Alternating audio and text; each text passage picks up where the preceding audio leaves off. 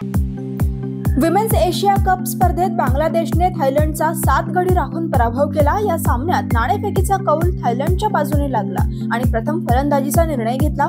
मात्र थायलंडने 20 षटकात 9 गडी गमावून 96 धावा केल्या आणि विजयासाठी 97 धावांचं आव्हान दिलं आणि बांगलादेशने हे आव्हान 3 गडी गमावून 17.3 षटकात पूर्ण केलं। या पराभवासह थायलंडचं उपांत्य फेरीचं गणित फिसकटलंय, तर बांगलादेशच्या आशा पल्लवित झाल्या। भारताविरुद्धच्या T20 मालिकेसाठी यजमान श्रीलंकेने आज त्यांचा तगडा संघ मैदानावर उतरवलाय।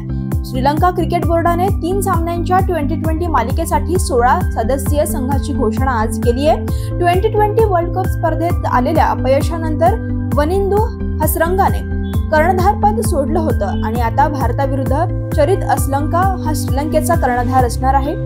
क्रीडा आणि युवा कल्याण मंत्री हरिन फर्नांडो यांनी या संघाला मान्यता दिली आहे आणि संघाच्या प्रशिक्षकाची जबाबदारी सनत जयसूर्याकडे आहे।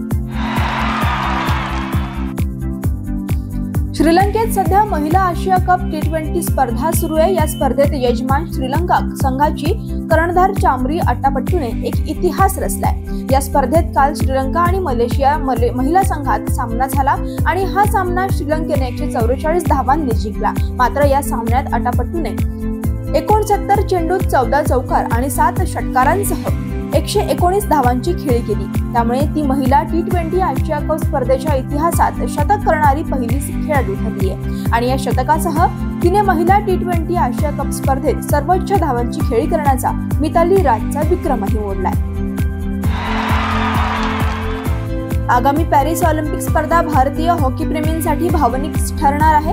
यंदाची ऑलिम्पिक माझी अखेरची स्पर्धा ठरणार असून या स्पर्धेनंतर मी निवृत्त होणार आहे, अशी घोषणा भारताचा दिग्गज गोलरक्षक PR श्रीजेश यांनी केली।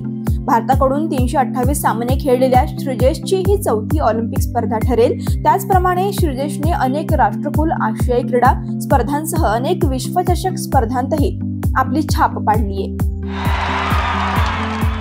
भारतासाठी पहिलं वैयक्तिक सुवर्ण पदक जिंकणारा नेमबाज अभिनव बिंद्राचा मोठा सन्मान होणार आहे। येत्या 26 जुलैपासून 11 ऑगस्ट दरम्यान पॅरिस ऑलिम्पिक होणार आहे आणि या दरम्यान त्याचा ऑलिम्पिक ऑर्डर देऊन गौरव करण्यात येणार आहे।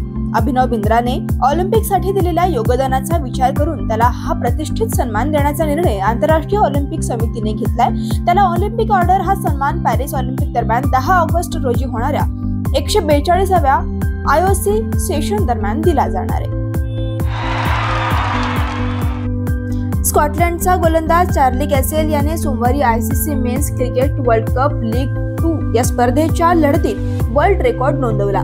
ओमान विरुद्धच्या या सामन्यात चार्लीने 34 चेंडूत सामन्याला कलाटणी दिली आणि विश्वविक्रमी कामगिरी केली। आंतरराष्ट्रीय वन डे क्रिकेटमध्ये एकही गोलंदाजाला पदार्पणात जे आतापर्यंत करता आलं नव्हतं ते स्कॉटलंडच्या खेळाडूने करून दाखवलं। वन डे क्रिकेटमध्ये पदार्पणाच्या सामन्यात 7 विकेट्स घेणारा तो जगातील पहिला गोलंदाज ठरलाय। त्याने कागिसो राबाडाचा पदार्पणात सर्वोत्तम वैयक्तिक कामगिरीचा विक्रमही मोडला। ICCची नुकतीच वार्षिक बैठक पार पडली। या बैठकीत अनेक मुद्द्यांवर चर्चा झाली आणि यामध्ये महिला T20 वर्ल्ड कप बाबतही मोठा निर्णय घेण्यात आला। या बैठकीत महिलांच्या क्रिकेट विकाराबाबत चर्चा झाली असून साल 2030 मध्ये होणाऱ्या T20 वर्ल्ड कप मध्ये 16 महिला संघ खेळवण्याचा निर्णय घेण्यात आलाय। भारतीय संघाचा माजी मुख्य प्रशिक्षक राहुल द्रविड लवकरच इंडियन प्रीमियर लीग मध्ये मेंटॉर किंवा प्रशिक्षकाच्या भूमिकेत दिसणार आहे। टीम इंडियाला T20 वर्ल्ड कप 2024 मध्ये मुख्य प्रशिक्षक म्हणून विजेतेपद जिंकण्यात मदत केल्यानंतर द्रविड आता दुसऱ्या संघाचा प्रशिक्षक बनण्यास तयार आहे।